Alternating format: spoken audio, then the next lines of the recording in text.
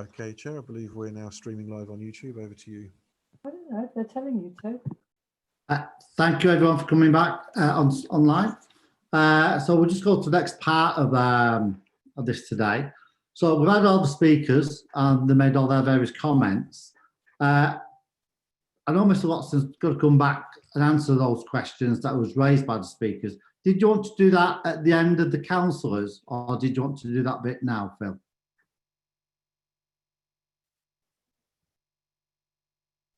Yeah, it might be useful if I come back and make some comments. Obviously, there may be other questions that the councillors want to raise that I don't comment on. Yeah.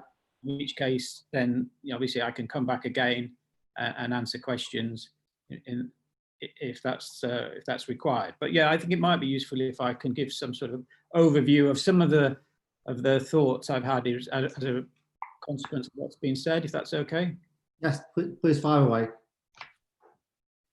Oh, sorry, Chair. I was just going to say, Councillor Strachan had left his seat, but he's back now. All right. So, Chair, obviously you've heard a considerable amount about traffic and the traffic modelling issue.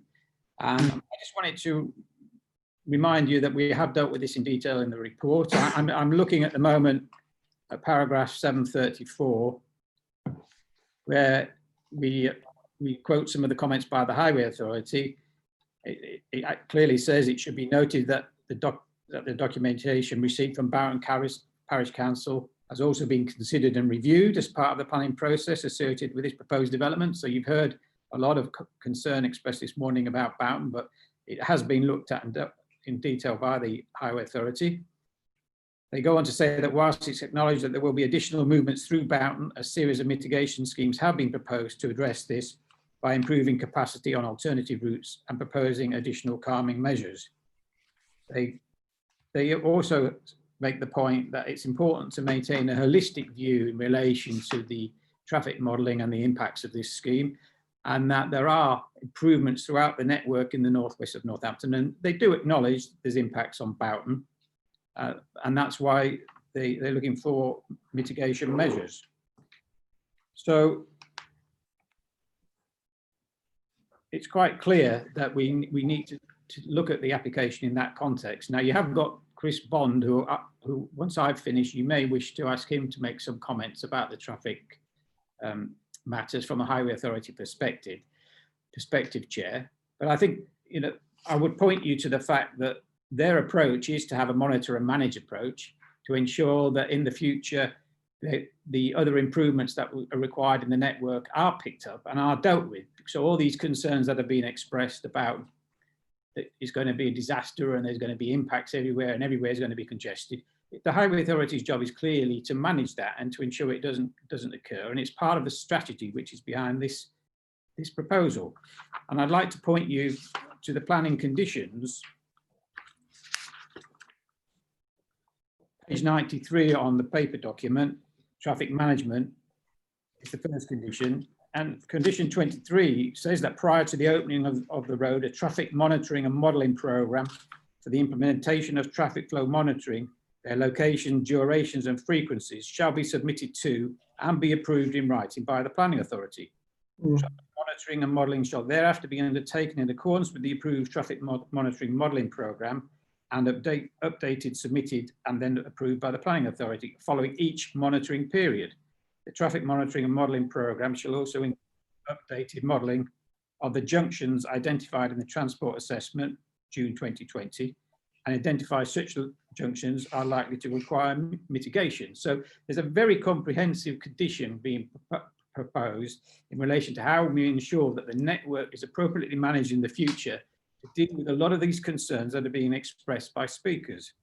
Condition 24 goes on to say, as informed by the traffic monitoring and modelling programme required by condition, and there's an error there, it should say condition 23, not 22, as required by condition 23, full engineering details of the mitigation scheme shall be submitted and approved in writing to the Planning Authority. It says by, but it should be to the Planning Authority. The mitigation scheme shall thereafter be completed in accordance with the approved mitigation scheme plans, in accordance with the timescales identified and agreed within the traffic monitoring and modelling programme. So there's a clear requirement in the planning conditions there that these schemes are actually brought forward. And then condition 25 said that prior to the new opening of the road opening, the applicant shall consult with Boughton Parish Council to agree the extent and detail of a scheme of measures for ameliorating the impact of traffic from the permitted development on Boughton Village. The scheme, as may be agreed, shall be submitted to the County Planning Authority and implemented in full prior to the new road opening. So the concerns that Boughton are expressing about nobody talking to them, clearly there is an intention, and the condition requires the applicant to negotiate and discuss with Boughton Parish Council their proposals for future mitigation. So that means that what is brought forward at the end of the day could still change from what's currently being suggested, if that's what's appropriate and required and deemed acceptable. Yeah. There's a lot in the planning conditions there which I think you need to take on board, Chair. Can I just move also to the question of this Northampton Northern Orbital Road, because comments were made about that, and whether or not this scheme should be delayed until such time as the Northern Orbital Road comes forward. Well, we did deal with that in paragraph 7.8 of the committee report. The important thing to mention is, even though there was a consultation back in 2017, it was on the basis of these were two separate schemes, and it wasn't the question of both of them would be dealt with together. And in fact, the Northern Orbital Road has got no sort of status or declaration from the Cabinet of the County Council. There's no scheme being identified, and it could be a long time before such a scheme is available to be brought forward in terms of funding and the like. And in the meantime, Northampton continues to grow. It's quite clear that the Darlington Grange development has already started, and there's more to come. And so it's not a question of just sitting back and waiting for a road to be delivered. That's in the pipeline. It's not in the pipeline, and you need to deal with this application on its merits. And you can't delay it on the basis that you think another road scheme should come forward. You've got an application before you, you need to deal with it. A lot has also been said about cyclists, and I think, again, you may wish to receive comments from Mr. Bond on that, or indeed from Andy Palmer, who's representing the applicant in due course. But I think you'll find that the scheme does cater for cyclists. The new road has a cycle route provision adjacent to it with a footway. In relation to the concerns about road cyclists negotiating roundabouts, well, clearly experienced cyclists can do that, but there is an alternative. They can use the redundant section of road, which has got two control crossings to get across. All right, you have to get off your cycle to do that, but it caters for people who are less confident in able to negotiate cycleway. Mm-hmm. They can use the two crossings to get over the Welford Road at the Northampton end, over on the northern end as well, where it rejoins the Welford Road. The Sandy Lane Road has an uncontrolled crossing, but there is a crossing, and that's more of a minor road than the 5199. So there is provision for cyclists to be able to safely negotiate the roads. And I wouldn't propose that you contemplate delaying this scheme in any way because of a redesign is required in respect of cyclists. The other matter that was raised was, in particular, I want to come back to you with, is about the golf course. But I think it was quite clear from the discussions and the questions asked that these things are all matters of negotiation. There are negotiations taking place, and all the matters that are being raised are things that are subject to negotiation. And indeed, the County Council, as I understand it, has offered compensation in relation to the matters which are raised. And there's no statutory requirement for us to build fences in relation to protecting the golf course in terms of noise. And there's no need for it in respect of golf balls, in respect of the redesign negotiations, which were clearly discussed and mentioned. So I don't see there's any need for us to get to delay to look at any items of conditions. The concern about the water quality, that's dealt with by the Environment Agency anyway. You can't discharge to water course without that. It's all covered in other regulations, and we shouldn't start to try and impose conditions in respect of that. Chair, I think those are the main points that I wanted to bring to your attention, having heard the speakers. Clearly, there was a lot of other things said, and you may well have questions for me or for Mr. Bond in relation to the Highway Authority's position regarding the traffic modelling. Thank you, Chair. Thank you very much, Phil. Councillors, so I open up the debate now on this, and would welcome the questions to the relevant officers. So who would like to go first? Councillor Breeze. Thank you, Chair. This is a specific question to Mr. Watson from his reference on page 93, paragraph 23, about the traffic modelling programme. How often is that, is it reviewed? It says traffic monitoring and modelling shall thereafter be undertaken in accordance with the approved traffic monitoring modelling programme and updated, submitted and approved by the planning authority following each monitoring period. So how long is each period? And does this go on ad infinitum, or is this for a defined period of time after opening of the road? How does this work? Please. These are details, Chair, which will need to be demonstrated in the scheme. So I don't know the answer to how long it would continue. It would continue for as long as is necessary in relation to the scheme.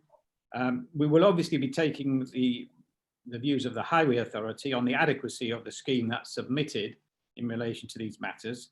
And I think that's where we will pick up the concerns that Councillor Breeze is raising, or questions she's raising in respect of how frequent the modelling is re-undertaken. I don't know the answer. Mr. Bond may be able to assist further on that matter, but I think the detail will come out when they submit the scheme. No, thank you. It's more that it does refer specifically in paragraph 23 on page 93 to traffic monitoring, which implies post-construction and post-opening modelling. And so I was interested in how often that modelling period was and how long that continues. So I think that might be something that Chris Bond might be able to help you on if you've not got any more questions for me on that matter. Thank you. Okay. Are we going to bring in Mr. Bond now or later? I think, do you mind, Chairman? I think it would be a good idea, because I think one or two of us, including me, and probably more, of Nigel Weeks' comments, and also Robin Eales, the chartered surveyor, were quite critical about the modelling. So if Chris heard what they both said, I would appreciate some comments from him. Are you there, Chris? Yes, Chair. Yes, I heard with interest what's been said and debated so far.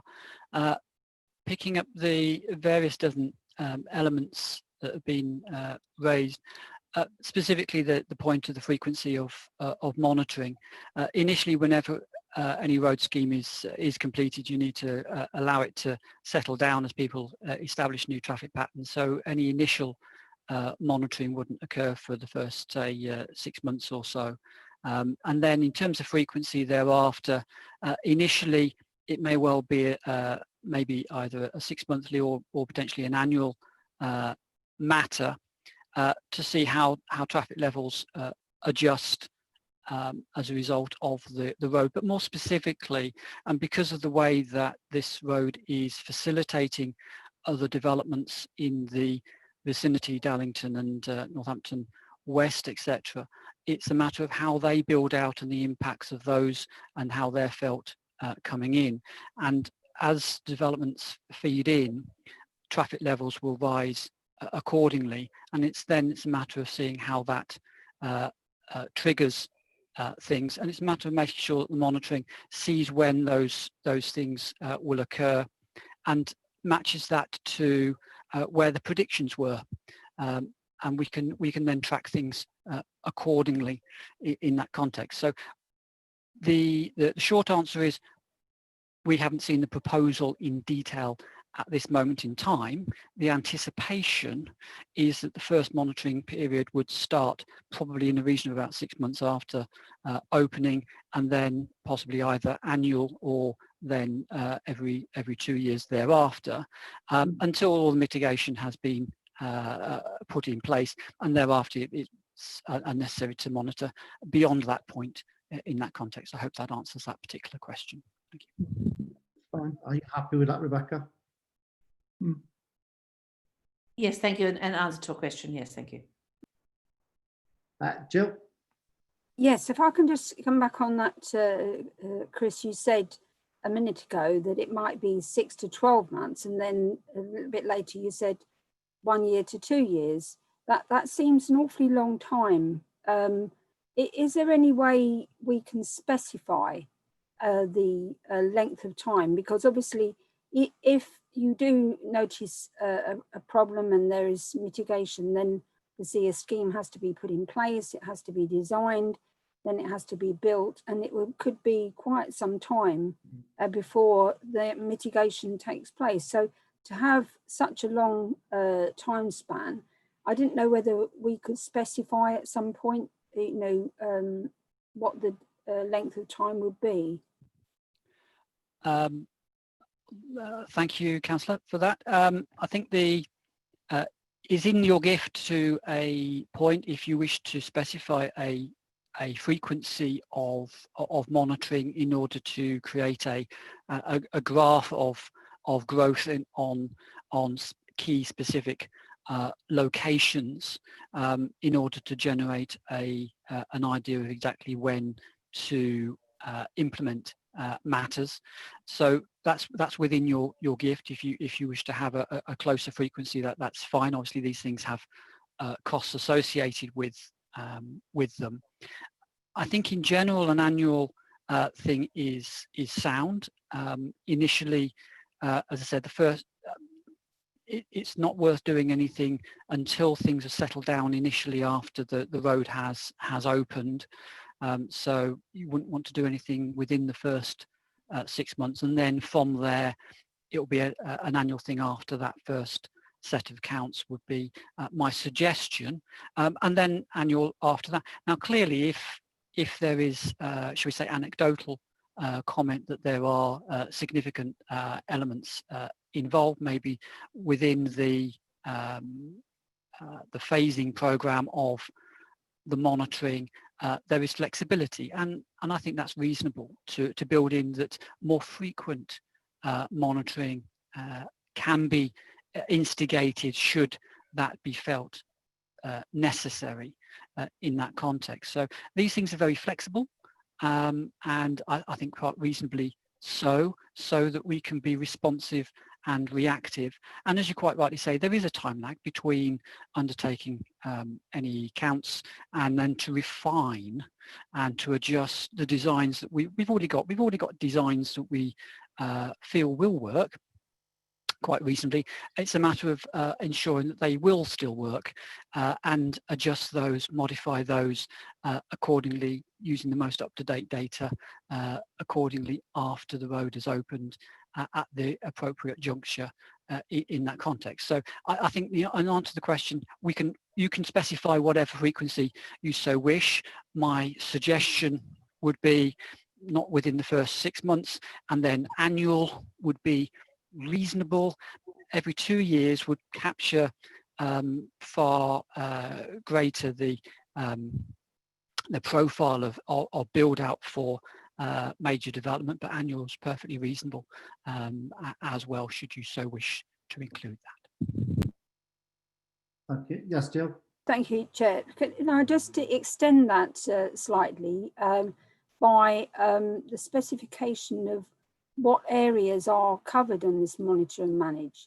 As been mentioned several times, Councillor Shepherd mentioned about Buckton Fields and the having a rat run through the Swine Road there. As Buckton Fields isn't mentioned in the TA, we would presumably have to list that somewhere in a condition in order to include that. Again, thank you for that. We did look very closely because the matter was raised about rat running through Buckton Fields. Whilst we don't feel that will become an issue, clearly it is a concern. The scope of the monitoring has not been defined finitely. It's a matter of condition to submit that scope, if you like, to define exactly where traffic counts will be undertaken, and therefore set that in motion. If members feel that a counter on the Buckland Fields Spine Road is appropriate in order to see exactly what movements are occurring, then again, that is something that we can take into account and consideration as part of that scope when we're looking into those matters when that condition comes forward. And indeed, in terms of the discharge of that condition, the Planning Authority can ensure that that is taken into consideration. Chair, could I just jump in here if that's okay? Yes. I'm Ijaz Lal from LGSS Law. I'd warn you against using a condition that applies to an area outside of the red line plan.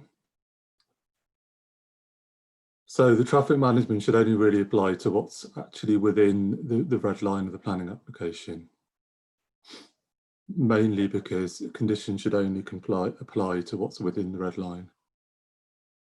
It may deal with matters within the public highway. Yeah.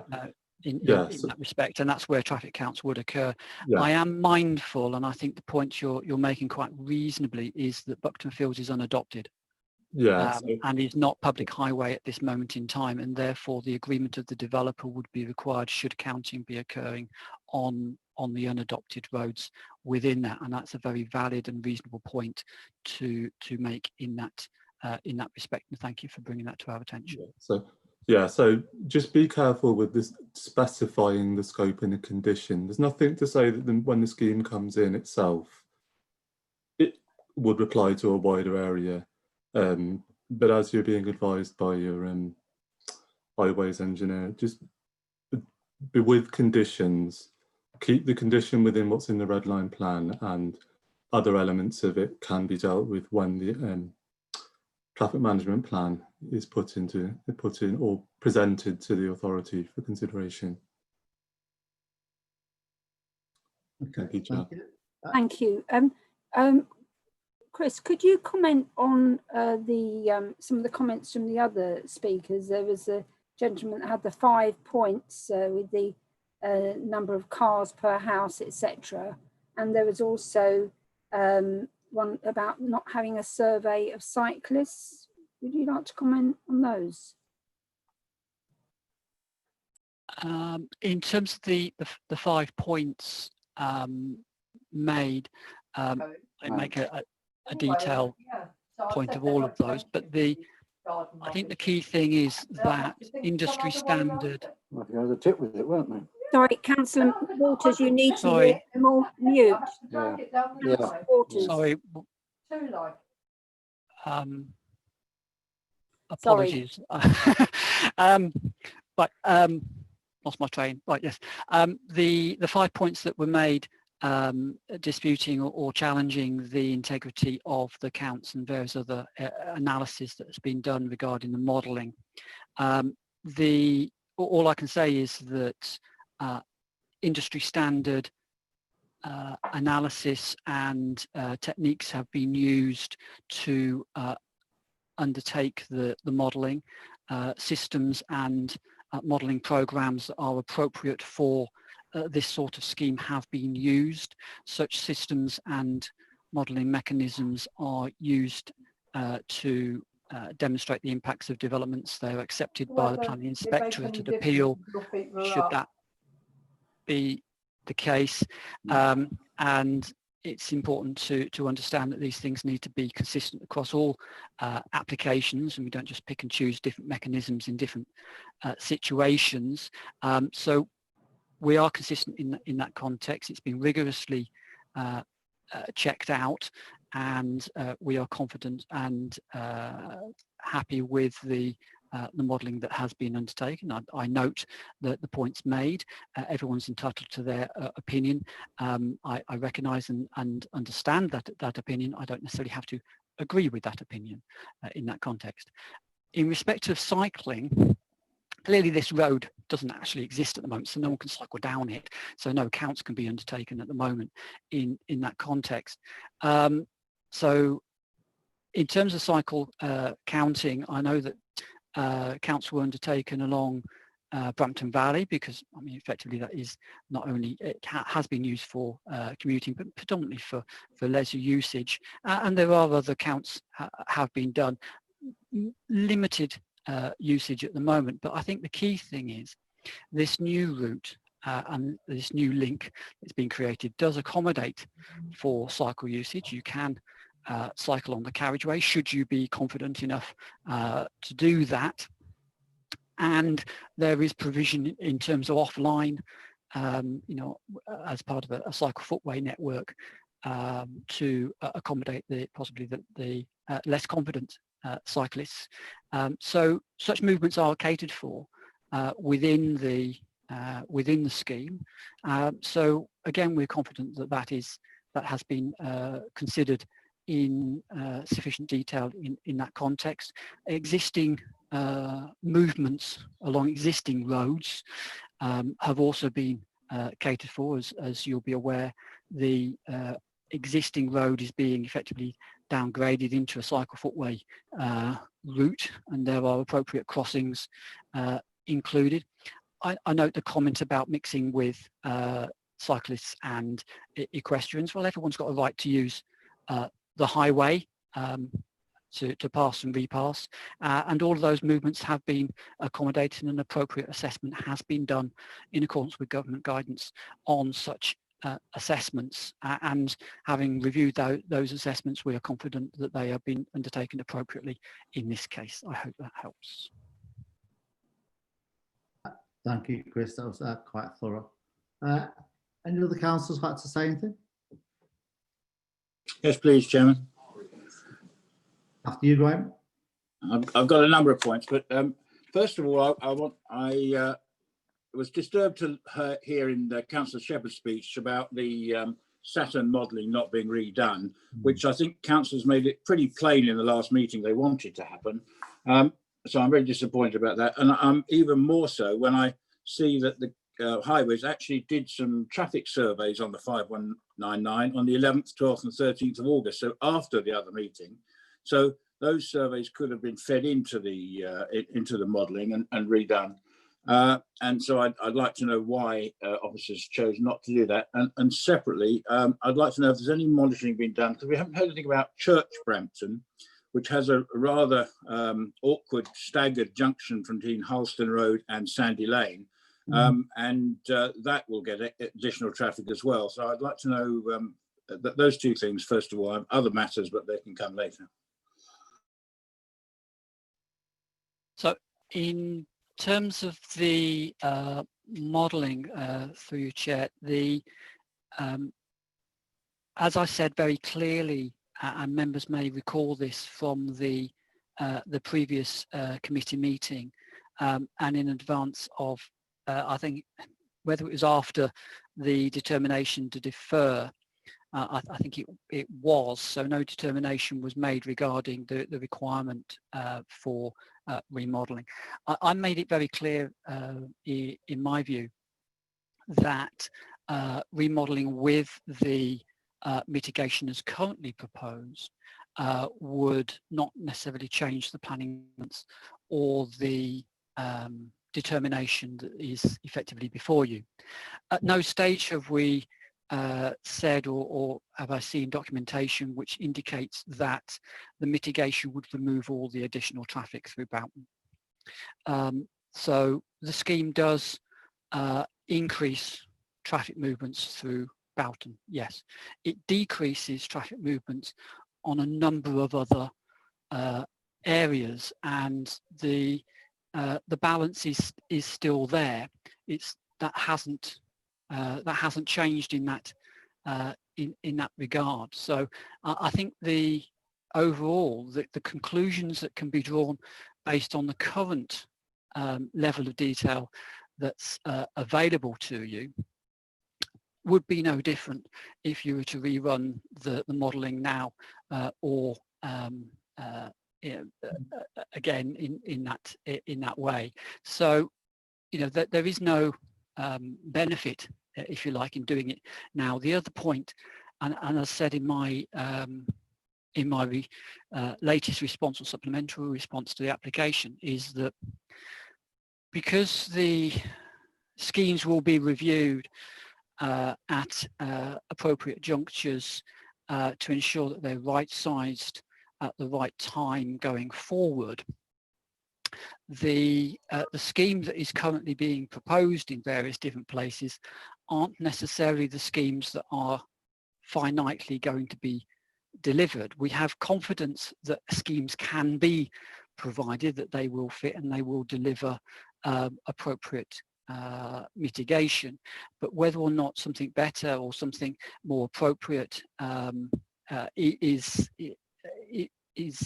then available with updated modelling after the event, because things will grow over time because of all the developments that are coming in that this scheme will facilitate. So it would not necessarily be particularly accurate, and again wouldn't change the overall planning balance before you in that context. So in terms of remodeling and that side of things, that is that's the view that I expressed previously at the previous committee. I still hold that view. I fully acknowledge that others may have a different view, but that is the basis of that particular point. And forgive me, the other point that you wish me to comment upon? Well, the other point I made was about Church Brampton and the junction there, and I've got a follow-up subsidiary, but that one first. In terms of the, Church Brampton and the numbers associated with that, I know that there are a number, looking at the network diagrams, it's possible to be able to work out the changes in traffic flows and various other bits and pieces. All of that is in the transport assessment. I don't have that immediately in front of me to be able to interrogate that, but I know that Mr. Palmer from the applicant side of things may be able to extract some information, may be able to feed that in later in to the meeting if he's able to look at that and extract things, because he's probably slightly more familiar with the detail to that level of numbers. But however, as I said, holistically, there are a number of improvements all over the place. There are some areas where additional flows are seen. If I recall correctly, I do stand to be corrected on this, the Church Brampton bit, I think it's either slight neutral or slightly lower, depending on the time of day or the AM PM or the future year involved. But I do really stand to be corrected on that. So I was looking at the bigger changes rather than the smaller changes in that area. So apologies, I can't answer that straight away. Perhaps Mr. Palmer will be able to do a little bit of digging to find that information out, should you still wish to see that at a later point. Seems to me that's quite. Yes. I'll just bring Mr. Palmer in just to answer that. If it's there, yeah, fine. Yeah. Yes, thank you. The traffic flows, and I have the data in front of me, so I can look at those flows on individual links and provide feedback as appropriate.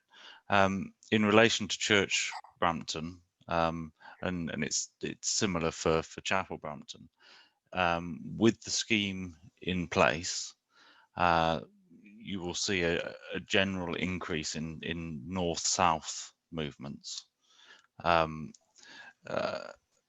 a reduction in east-west movements.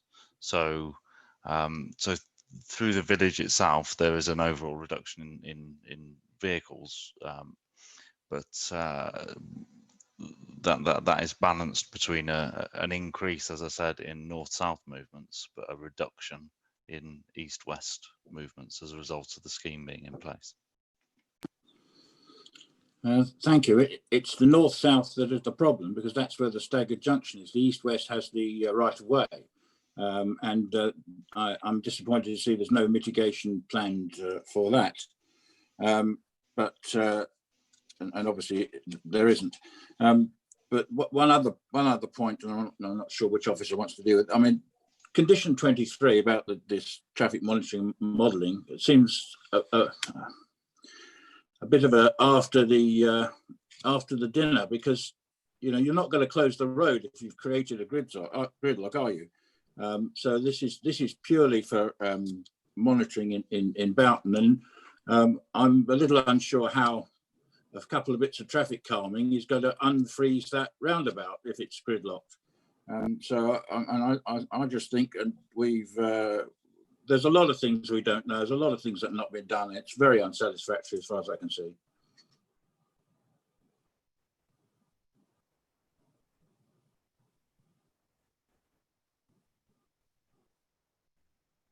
Any other councillors want to speak?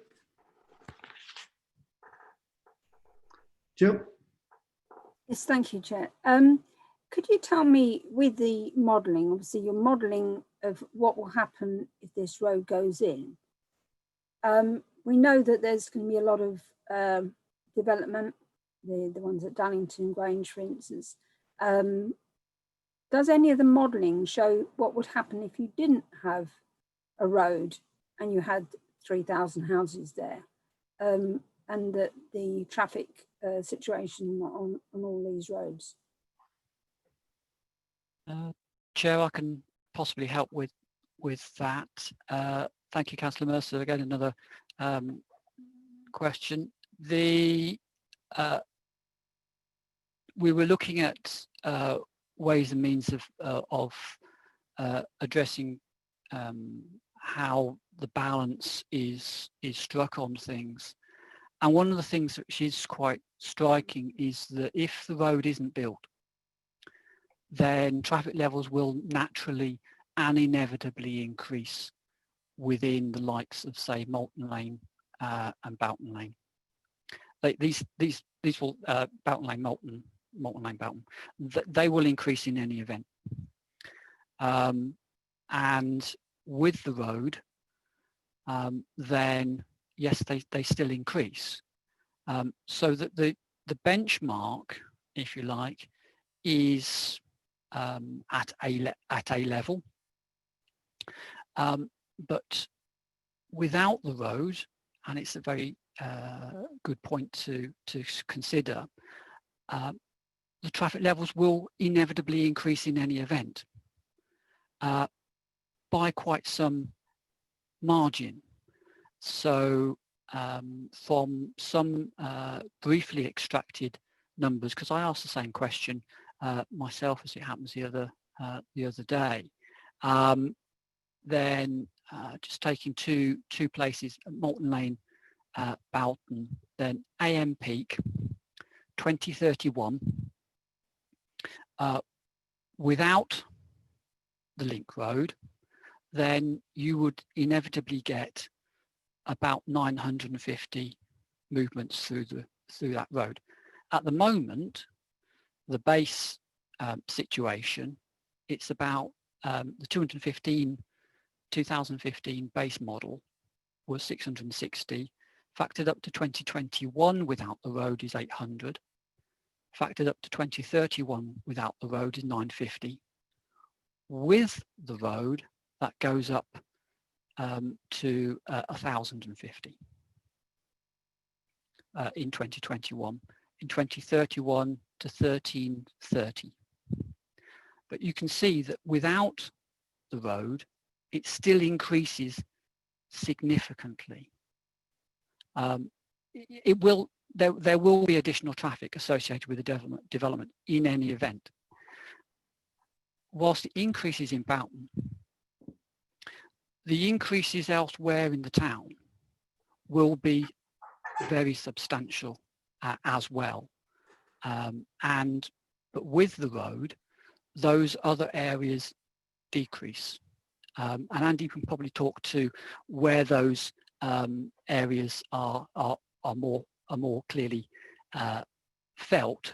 But in general, without the road, the likes of Harleston Road, Mill Lane, Eastern Avenue and the like simply won't cope. Whereas with the road, those areas see a net general reduction in traffic movement. So those areas see reductions, whilst Boughton regrettably do see an increase, but there would be an increase in any event. And I think that's a point to be borne in mind. Thank you, Chris. Graham, anything else you want to talk about? There were some other points. Can I return to the golf club? I think it's unacceptable that we proceed without some protection for the golf club, its business, and the thing that worries me most are golf balls going on the road. It has happened, and I can just see an accident where a golf ball flies out, hits a car, or a car is distracted by it, has an accident with an oncoming bus or truck or something, and we have a fatality there, and several possibly. That just cannot be something that comes out of a new road. So I think we must come up with some conditions that protect the golf club, protect the drivers from errant golf balls, in advance. I just can't see this discussion being satisfactory unless it's conditioned. So I mean, I'm not sure who would answer how we cover that. Bill, is that one for you? Well, Chair, I mean, I respect Councillor Lorman's comments. I think I just would remind you back of what was discussed about that issue of offence. Firstly, in the questioning of Mr. Eales, he did accept from Councillor Mercer that the trees that were there at present were a problem in relation to having the ability to erect a fence of any stature. And then he went on to explain and actually accept that there have been schemes put forward for redesign of two of the holes to mitigate this potential risk of golf balls flying onto the road. So you've got a combination of a redesigned fence and, sorry, beg your pardon, a redesigned golf course and significant tree cover, belt of tree there already, which are obviously, I accept they're not a solid structure, but they are significant features. We did see that on the site visit. There's already mitigation in place, and all that matter is to be dealt with by negotiation. And it's my view that the impact on the trees of endeavouring to put up fences would be significant in terms of both the trees themselves and landscape impact and also biodiversity. So it's in that context which I just think you need to consider in your debate. Obviously, I respect Councillor Lorman's comments, but I think you should consider it in that context as well. Sorry, Chairman, I didn't mention offence. I talked about mitigations as well. So, but there's nothing in the conditions to ensure that the County Council, as applicant, is obliged to fund and organise these mitigations that they seem to have accepted may well be necessary, even if that's redesign of a couple of holes, whatever it might be.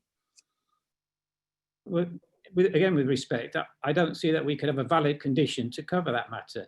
These are matters for negotiation between the golf course. They won't. The deal for obtaining the land from the golf course won't happen until those negotiations are completed. It's not incumbent on us as a Development Control Authority, in my view, to impose conditions requiring the County Council to enter into agreements which have got financial implications in relation to provision for compensation for the golf course. Yeah, if I could jump in there, as your Development Control Officer is explaining to you, a condition that would require the payment of sums of money by an applicant isn't not a condition that you can impose, and that would include a land transfer as well. You could consider, requiring the submission of a scheme of some kind, but as your Development Control Officer has explained, there are a number of issues relating to biodiversity that if you are requiring a positive action, those biodiversity issues may raise their heads. And I would remind the committee that you can only impose a planning condition if it is necessary to make the development acceptable in planning terms. And in this circumstance, the issue relating to the golf club, whilst being a valid issue, is not something that ultimately makes the development acceptable or not acceptable in planning terms. So that's my advice. I mean, the golf club issue will be dealt with via negotiations between the developer and the golf club owner, but those conditions are not conditions that I would recommend that you seek to impose at this stage. Thank you. I would make the comment that the safety of the road users is a planning matter.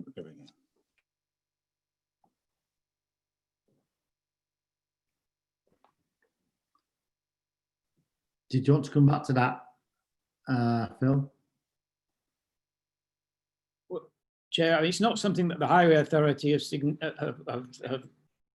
raised as a concern in respect of the development. So, I mean, I think you've heard the views that have been expressed from the officers and with respect to Councillor Lorman. So I think that's, I don't think really we can take that much further. Okay, thank you. Any other questions there, Graham? Not questions at the minute, no. No, okay. Malcolm, anything to say? Any questions?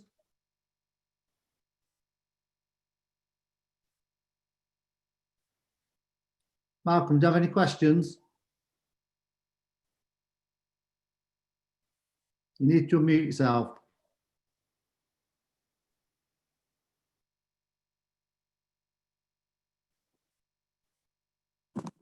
Thank you, Chair. Sorry about that. Can you hear me, Chair? That's okay. Do you have Sorry any about questions, that. Okay, we are in a process now of getting close to make a decision, which I'm very pleased to get to. I have listened, I have read, I have understood the situation very carefully. But at the end of the day, Mr. Chairman, we have a responsibility as councillors to build roads, to build houses. We can't afford to bury our heads in the sand. And hopefully some of these concerns, and I appreciate the parish's concerns because I've been doing this kind of work now for 35 years. I've heard most parish councils within the county council about planning applications. So nothing's really new. It's the same old situation, which I can understand with parishes because they want to protect their parish, which is quite acceptable. So they've always been slightly, I wouldn't say anti housing or traffic concerns, but there's always been concerns, and I appreciate where they're coming from. And I don't wish to judge them on anything of those issues. But at the end of the day, you've got to look at the professional people who have come forward with this plan. And personally, as has been indicated, that what are the answers for the increase in traffic? Not only tomorrow, but next week, next year. We haven't got the answers. The only answers that we do have at the moment, and this may well change with life, because life does change very quickly, is that we have to build new roads to spread the traffic where we can. And I appreciate that roundabouts create a backlog. But we've had all these problems over the years, and what we've done with, mainly with roundabouts that do cause problems, is that we put traffic lights on them, which flows the traffic in a more direct way. So there are things can be done, and it's been indicated that it doesn't stop today. People are working on this scheme for many, many months to come to get the situation perfect, which is a very unique thing, because let's face it, if it was sitting here today, we was going to build the A45 or the A14, the same issues would arise. But with the strength that we've got and the knowledge that we've got, those roads are being built and being used very well, over well, really, to a certain extent. But we can't afford, like I said, to bury our heads in the sand. We have to go forward. People expect us to go forward with the right answers. And I believe what's been indicated today, that the planning conditions have been laid out very clearly, that it doesn't end today, it will go on and on and on. But if we rejected it today, Mr. Chairman, I feel, my own personal feel, that if we went to an appeal system, we would lose the appeal system quite easily. Now, I probably said too much, but that's my feeling, Mr. Chairman, and I look forward to the vote. Thank you. Thank you, Malcolm. I'll just really just after any more questions, really. I'll just go around councillors saying any questions. Winston, do you have any questions to the officers you want to put through? No, the officers are very clear. I'm happy with what I've been listening to. I'm satisfied with how we get on with this meeting so far. No questions. Thank you very much. Jill, you got your hand up there? Yes, I have got a couple of other questions. On badgers and bats now. We here at 7.77 that there are 7 badger sets. It's not clear to me what's being proposed with regards to them. There is a condition to do with a licence. DDC or Daventry Council on page 25 did suggest various things like underpasses.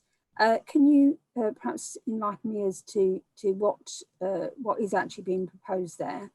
And for you come in on that, similarly on bats, what mitigation have we got with regards to bats in Thetford Forest? They have the bat sort of their structures across the road so that the bats can get across the road. So I don't know, it may not be an issue here because of the particular flight path they go, but I wondered if, again, DDC have suggested things on page 24, whether any mitigation is being put in to preserve any bat population, since they're very long-lived animals and we need to protect them.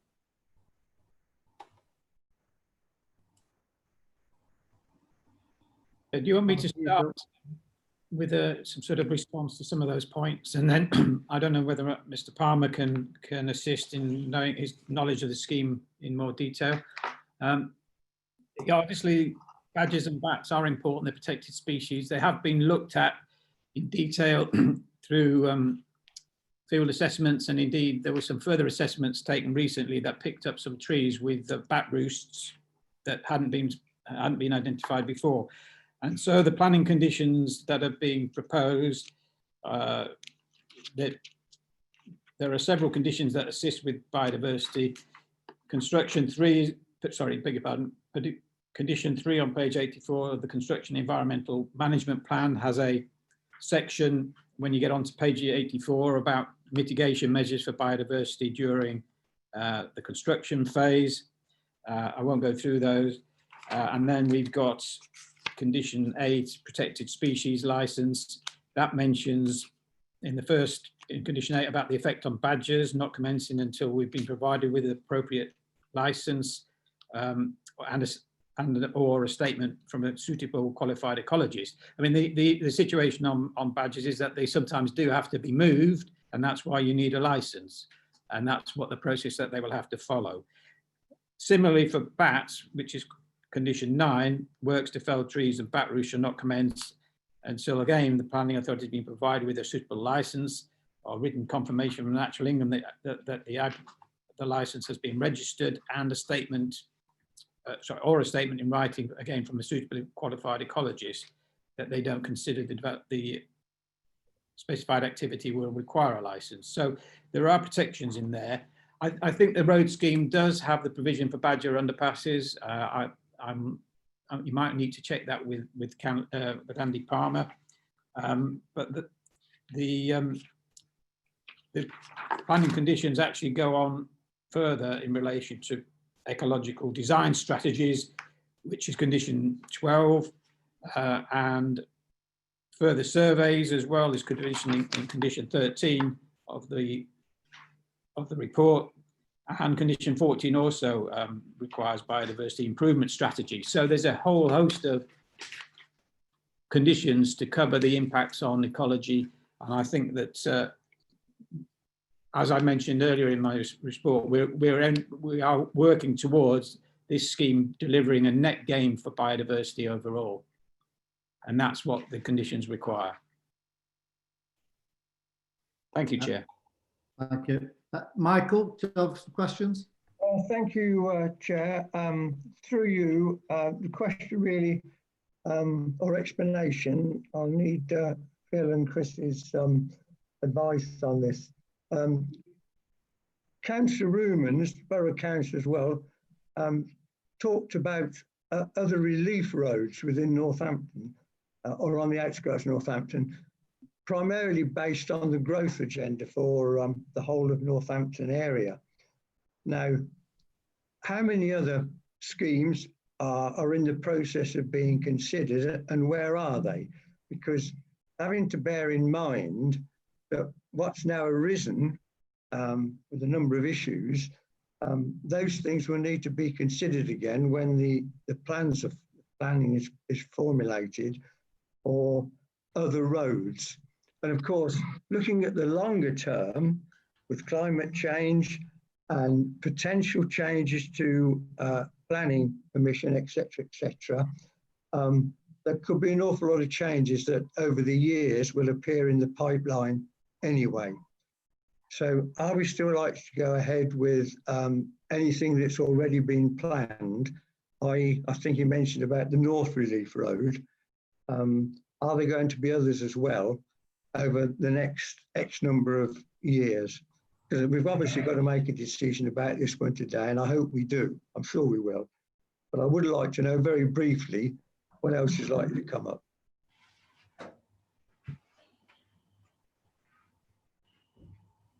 Chair, perhaps initially I can make a comment, but maybe Chris Bond can also do that. I mean, the only one I mentioned is the significant scheme is the Northampton North Orbital Road, yeah, which would link all the way around from the A43, would join in with this scheme as it happens. So this could be part of it to get all the way around to Sandy Lane, which is, there's already been improvements on the west side of Northampton there at Sandy Lane.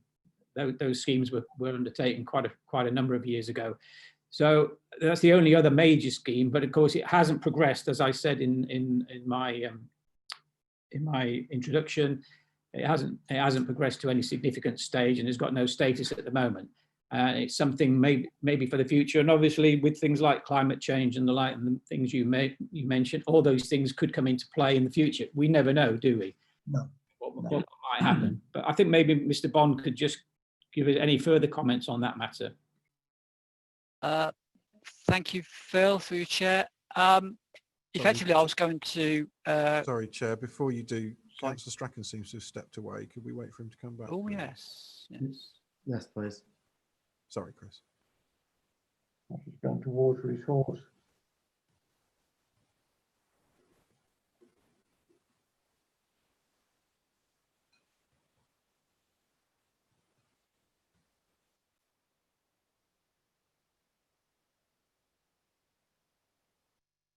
As it happens, I don't have anything particularly material to add to what Phil's mentioned, but I'm not sure how much of Phil's comment Councillor heard.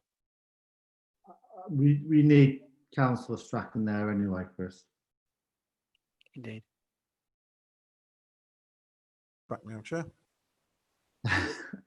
Welcome back, Winston. Sorry, Chair. That's okay. Finish off there, Chris. I hear exactly what's going on. I just have to. Councillor Strachan, did you hear what Phil Watson said about the Northampton Northern Orbital? Yes, he said he started off by saying the only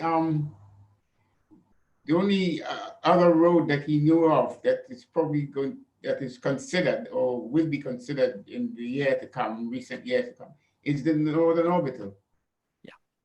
But he also said prior to that, earlier on, he also made it clear that, you know, we have to consider each application on its merit. We are not discussing the Northern Orbital, we are discussing this particular road.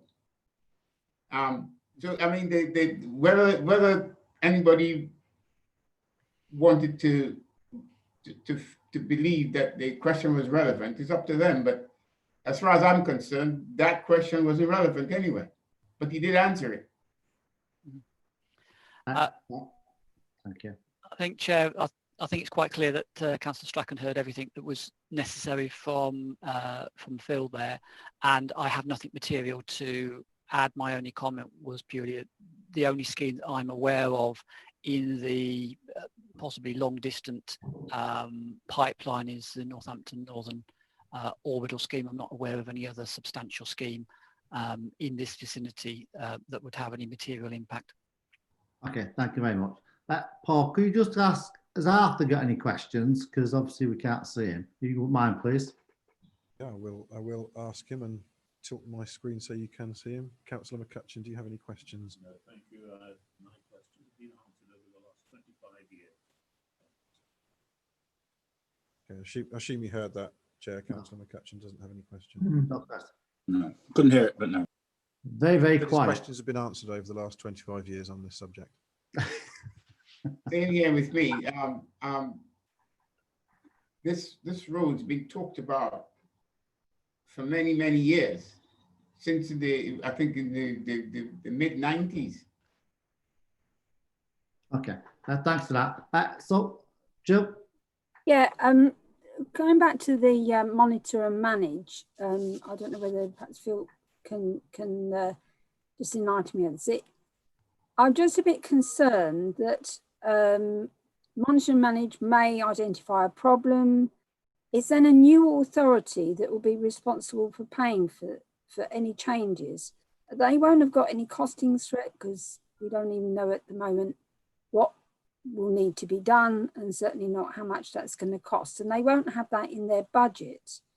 I'm just, you know, is there anything in the paperwork, I haven't noticed it, where it says that a future authority, any requirement for any expenditure will pass to a future authority, because obviously we're at a very difficult stage at the moment where things are going to pass over to the new authority fairly soon. And obviously residents that require any changes, should they be necessary, and they obviously will be at some point fairly soon, don't want to have to wait for ages until any funding is found for it.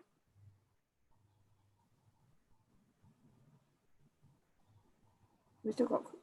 Yeah, I think you'll find that all the financial obligations that are pertinent to the Northampton North and Northamptonshire North and West Northamptonshire will obviously be taken on board. So there won't be an issue in the future in relation to funding. Certainly nothing that we would have to cover in our report or covering any sort of condition or anything. Obligations, whatever service is being delivered, and all that will be being transferred over as part of the big scheme that's taking place by next April. Thank you. I've just got one question for myself, Phil. It's regarding flooding, and I'd just like to know, has everything been mitigated to reduce any flooding that may happen in the future? Are we really confident that it's going to be a safe site from flooding? Thank you, Chair. I mean, in terms of the road itself, obviously that it runs through a valley. The valley will flood from time to time as it's meant to do.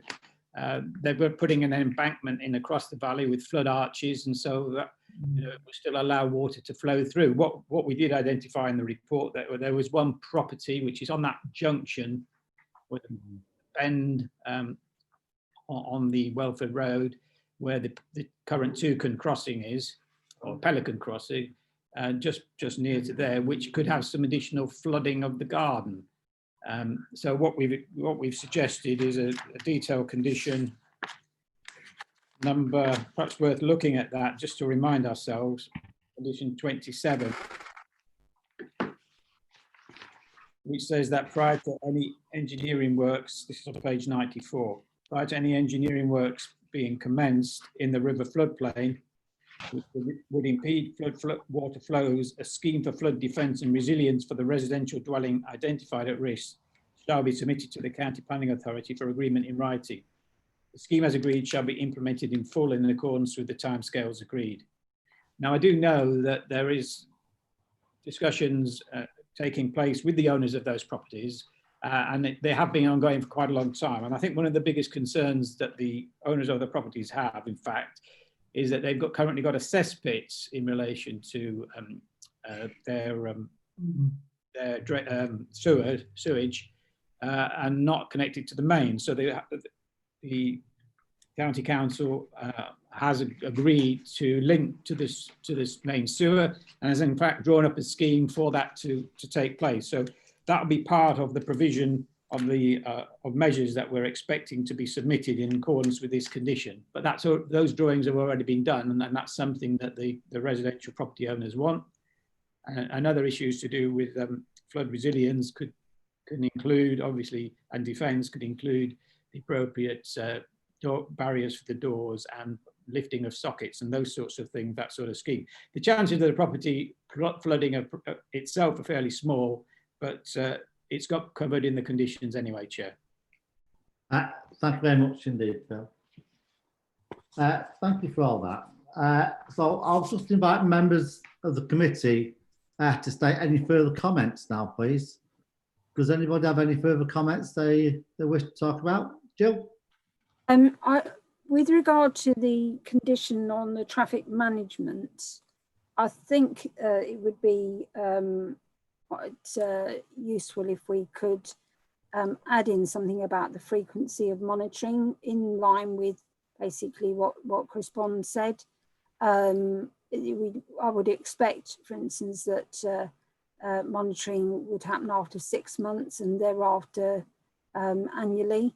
And that may, still be too long for people, but that gives it a chance to settle in from the start, and then to see how the traffic manages from there on. But other members may think that is an incorrect time frame, but I think it would be useful to actually have some sort of extra time scales put in on that, well, either clause 23 or 24. Thank you. Any other members want to any comments? Yes, please, Chairman. Yeah. I take what Councillor Waters said earlier, and agree we do need to build new roads. I'm just a bit disappointed. This one's described as a relief road, and it plainly isn't a relief road. It's an access road to an estate. I'm just concerned that there's more detriment to local residents than there is benefit. And my interpretation of planning should be there should be some benefit rather than detriment. And we've heard lots of comment about a flawed consultation. It's a single carriageway road, but I understand it's upgradable to a dual at a later date. Goodness knows when. I think the flaws in it are just shown by the fact that they've needed to introduce conditions 23 and 24, which worry me. I'm also concerned about the golf course, but I want to propose an additional condition that may assuage all the residents. It may not get approval, but it should just assuage all the residents' concerns, and that would be that the section of road between the railway overbridge and Sandy Lane A5199 roundabout not be opened to motorised road vehicles until such time as the North Orbital Road is open and connected as far as the A508. So that would ensure that traffic wouldn't access Vyse Road and Brampton Lane until the next part was opened. And perhaps might give the relevant authorities at the time, because obviously it may be the new unitary, the spur to get on with that, which was the part that was consulted with at the same time. Otherwise, I can't believe that this scheme is fully ready. There's so many imponderables and things that have not been sorted out and resolved, and that it concerns me that it shouldn't go ahead at this stage. Thank you. Can you come back on that? I'm a bit unsure about that condition, but what do you think to that, Phil?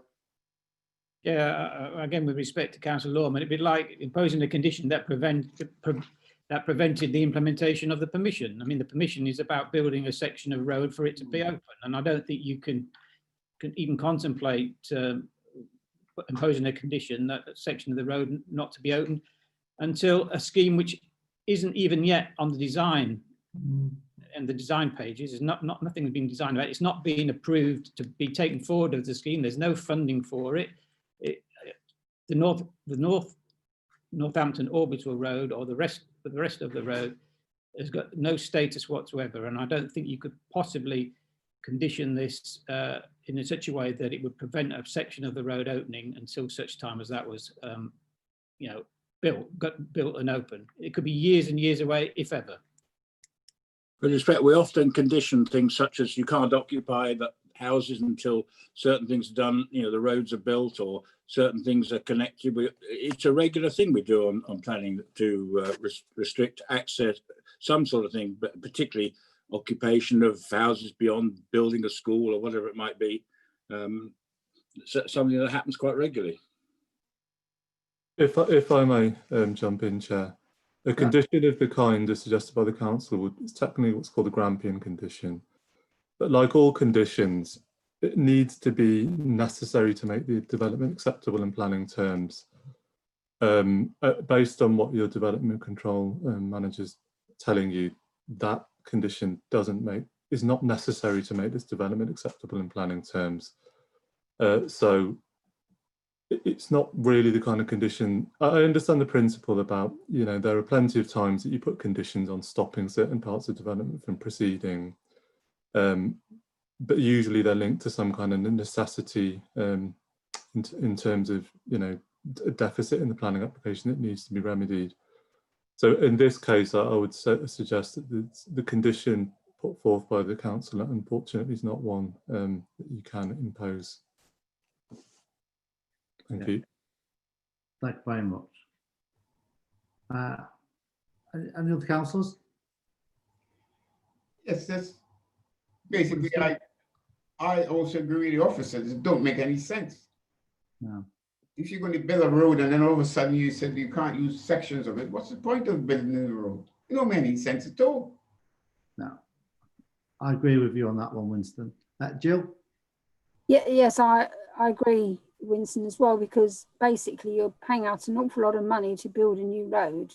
It's not peanuts, and then you're not going to allow it to be used. And if, as Graham said, there are other cases where you say you have to build a school or something, or a traffic lights, but the other road, if it was the scheme that was on its way through, that had got planned and was near to fruition, it might be a totally different thing. But that seems like someday never.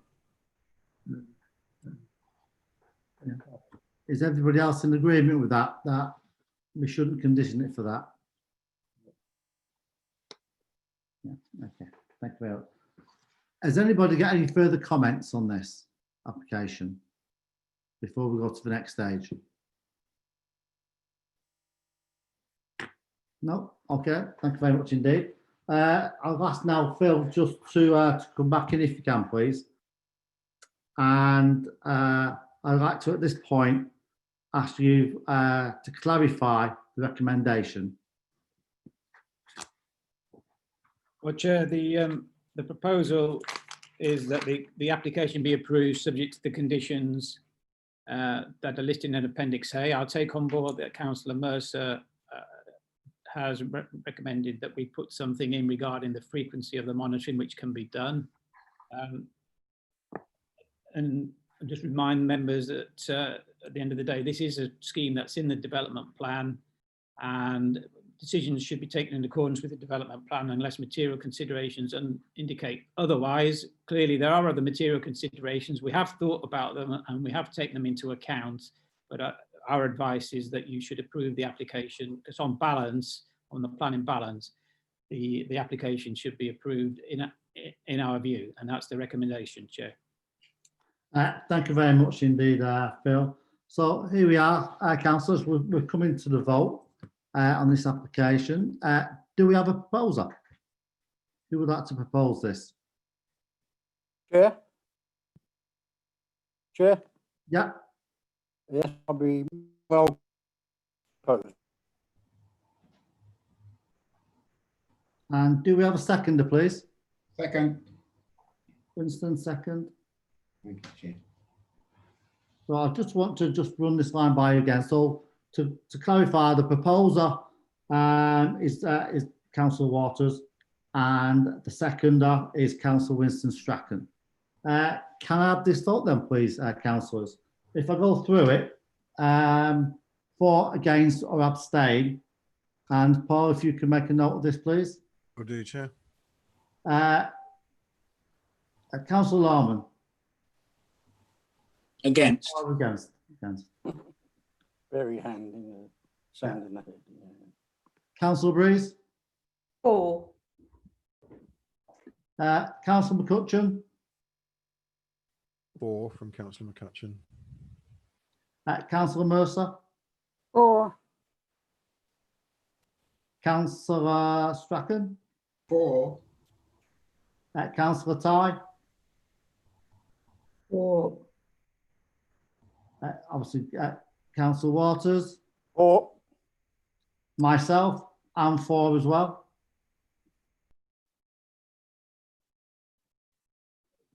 Any abstentions? Chair, I No. believe all members have voted now. Yeah. So would you like to say what that is then, Paul? Chair, that's 7 for and 1 against, no abstentions.